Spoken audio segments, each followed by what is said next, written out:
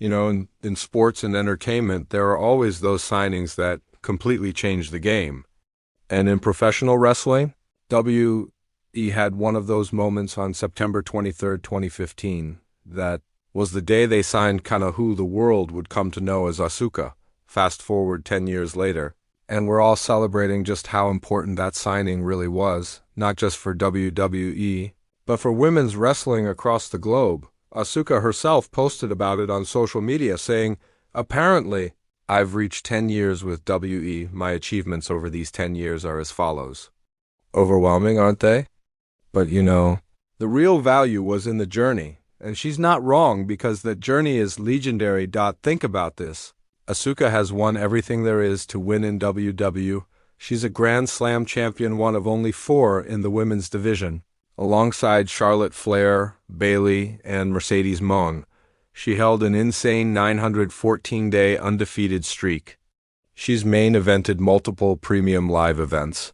Won the very first Women's Royal Rumble in 2018. The Money in the Bank, the Elimination Chamber, you name it, she's done it. Now, a lot of fans point to July 2015 as the start of the women's revolution, when Becky, Charlotte, and Mercedes moved up to the main roster. But just a few months later, Asuka made her debut in NXT, and that changed everything. She wasn't just good, she was feared. Male or female, nobody in NXT could touch her. And while her booking on the main roster hasn't always lived up to that dominance, her legacy is untouchable. But here's the bigger picture. Asuka opened the door for others. Without her, would we have seen Io Sky, Kairi Sane, or even Julia get opportunities in the WWE? Probably not.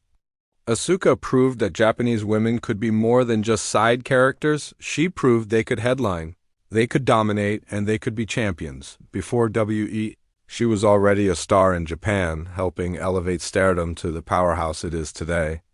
And when she brought that aura with her to the US, she changed the game for good. 10 years later, we can honestly say, if it weren't for Asuka, women's wrestling in WWE, and maybe even worldwide, would look very different today. So, what do you think? Is Asuka the most important women's signing in WWE history? Drop your thoughts in the comments, and if you enjoyed this breakdown, make sure to hit that like button and subscribe for more wrestling stories.